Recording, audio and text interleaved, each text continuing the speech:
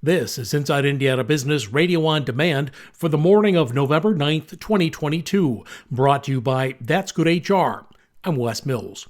A cargo resupply mission headed to the International Space Station is carrying a 3D bioprinter made in Indiana that could revolutionize human transplants. The 3D biofabrication facility was built by Redwire Corporation at its facility in the Floyd County town of Greenville. It was formerly known as TechShot.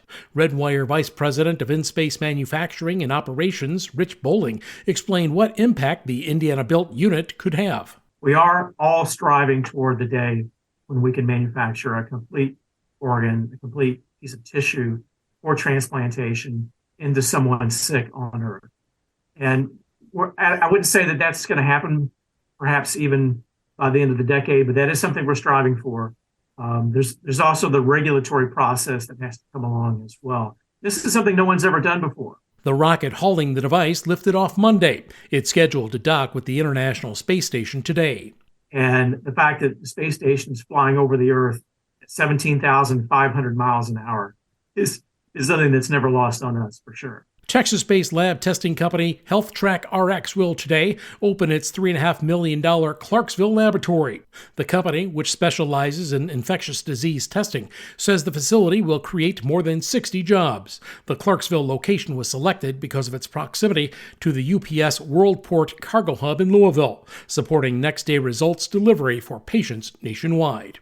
Purdue University Provost and Executive Vice President of Academic Affairs Jay Ackridge announced Tuesday he plans to step down at the end of December. He served as the school's chief academic officer since 2017. The university says the search for his replacement has already begun. Purdue says Ackridge will take a sabbatical and then return to his faculty appointment as a professor of agricultural economics. Inside Indiana Business Radio on Demand is brought to you by the following.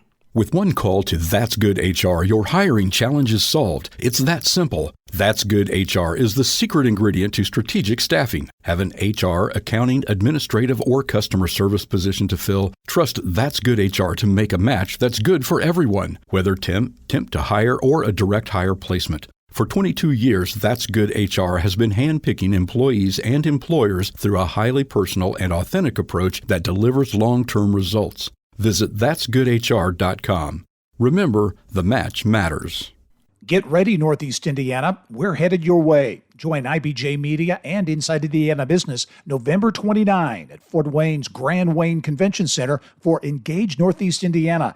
We've assembled the region's top business, community, and philanthropic leaders for a discussion on the issues shaping the future of Northeast Indiana. From attracting top talent to workforce and economic development, we'll explore what's working and big ideas for what's next. RSVP by November 18 at InsideIndianaBusiness.com.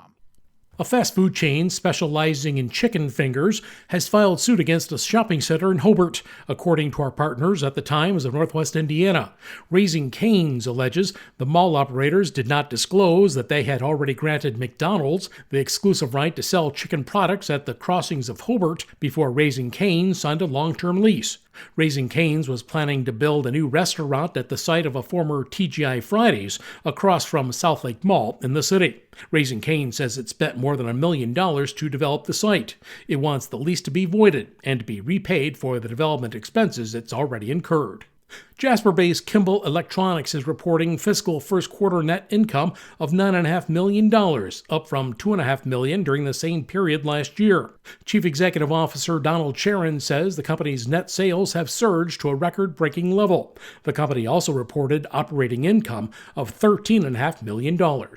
A pair of businesses in southern Indiana have each received $50,000 loans from the Caesars Foundation Small Business Revolving Loan Fund. The funding is designed to help emerging businesses expand operations or retain employees. The first recipient is Wine Shop LLC, which opened a tasting bar and boutique wine store in downtown New Albany. The other recipient is Mile and a Half LLC. It acquires distressed properties in southern Indiana with the goal to remodel them and make them available for residential and commercial tenants. This report is brought to you by That's Good HR, the secret ingredient to strategic staffing. Visit that'sgoodhr.com for more information. I'm Wes Mills, Inside Indiana Business, Radio on Demand.